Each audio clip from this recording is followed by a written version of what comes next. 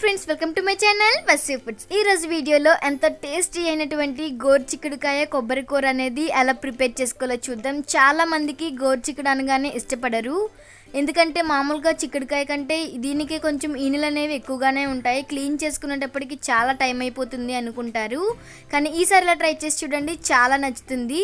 So దానికోసం నేను 1 cup వరకు గోరుచిక్కుడు అనేది తీసుకున్నాను. వీటిని శుభ్రంగా ఉడికించుకొని రెండు వైపులా కూడా ఈనెలు అనేవి తీసుకున్నానండి.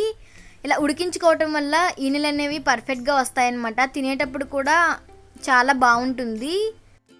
ఇక్కడ మీకు చూపించడం కోసమని 1 గుత్తు వరకు ఉంచానండి. చూసారు కదా, ఉడికించుకున్న తర్వాత ఇక్కడ చూపించిన విధంగా చిక్కుడుకాయకి తీస్తాం కదా, అదే విధంగా రెండు వైపులా కూడా క్లీన్ చేసుకున్నట్లయితే తినడానికి కూడా చాలా బాగుంటుంది. చాలా సింపుల్ అండ్ ఈజీగా కూడా వీటిని తీసేయవచ్చు.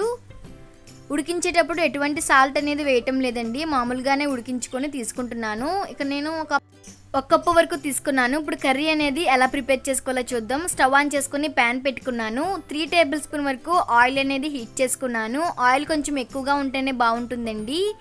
ఆయిల్ బాగా హీట్ అయిన తర్వాత ఒక మీడియం సైజ్ ఉల్లిపాయ అనేది సన్నగా కట్ చేసి తీసుకుంటున్నాను. అలాగే 2-3 వరకు పచ్చిమిర్చి చిలుకలు కూడా వేసి లో ఫ్లేమ్లో ఉల్లిపాయలు అనేవి కొంచెం బాగా వేగేంత వరకు వేయించుకుంటే సరిపోతుంది, ఎక్కువగా వేయించిన అవసరం లేదు.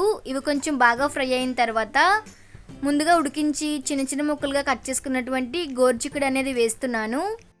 గోరుచిక్కుళ్ళు అనేవి కొంచెం లేతగా ఉంటే కనుక ఉడికించిన అవసరం లేదండి, ఉడికించకుండానే ఈజీగా వచ్చేస్తాయి ఈనెలు అనేవి. కొంచెం ముదురుగా ఉన్నట్లయితే కనుక ఇలా ఉడికించి తీసుకుంటే చాలా సింపుల్గా కూడా ఈనెలు అనేవి తీసేయచ్చు.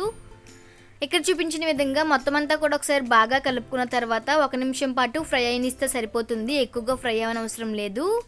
ఇవి కొంచెం బాగా ఫ్రై అయిన తర్వాత ఇందులో ఒక 1/2 కప్పు వరకు కొబ్బరి కూర అనేది తీసుకుంటున్నాను. కొబ్బరి అనేది కొంచెం ముదరగా ఉంటేనే బాగుంటుందండి. అలాగే 4 వరకు వెల్లుల్లి అనేది దంచి తీసుకుంటున్నాను. సరిపడా సాల్ట్ కూడా యాడ్ చేసుకొని మొత్తం అంతా కూడా ఒకసారి బాగా కలిసే విధంగా కలుపుకోవాలి.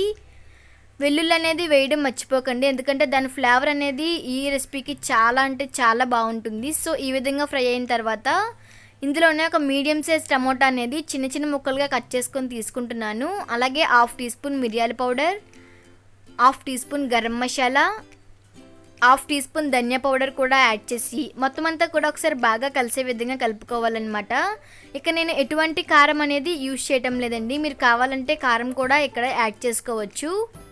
ఈ విధంగా ఒకసారి మొత్తం అంతా కలిపిన తర్వాత మూత పెట్టుకొని టమోటా అంతా కూడా బాగా మగ్గిపోయేంత వరకు మీడియం ఫ్లేమ్లో ఉంచే మగ్గించుకోవాలి. చూసారు కదా, ఇక్కడ నాకు 5 మినిట్స్ తర్వాత టమోటా అనేది మెత్తగా మగ్గిపోయిందండి. ఇందులో 1/2 టీ స్పూన్ వరకు పసుపు అనేది వేస్తున్నాను. పసుపు అనేది కొంచెం పచ్చివాసన పోవడానికి, అంతేకాకుండా కొంచెం కలర్ రావడం కోసం యాడ్ చేస్తున్నానండి. మీరు పసుపు అనేది ఇక్కడే యాడ్ చేయనవసరం లేదండి, గోరుచిక్కుడు అనేది ఉడికించుకున్నప్పుడు 1/2 టీ స్పూన్ వరకు పసుపు వేస్తే సరిపోతుంది పచ్చివాసన పోవడానికి. ఇప్పుడు ఇందులో 1.5 గ్లాస్ వరకు వాటర్ అనేది తీసుకుంటున్నాను.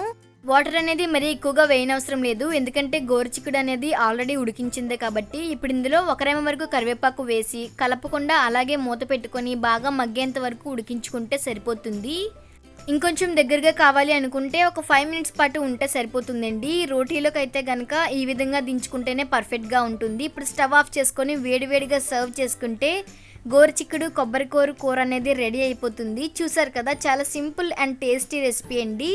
సో ఎప్పుడైనా కానీ మీరు ట్రై చేయాలి అనుకుంటే కనుక ఈ విధంగా ట్రై చేసి చూడండి, చాలా బాగుంటుంది. సో ఇంకెందుకు ఆలస్యం, మీరు కూడా ట్రై చేసి మీకు ఎలా కుదిరిందో నాకు కామెంట్ చేసి చెప్పండి. ఈ వీడియో కనుక నచ్చినట్లయితే లైక్ చేయండి, అలాగే మీ ఫ్రెండ్స్కి కూడా షేర్ చేయండి.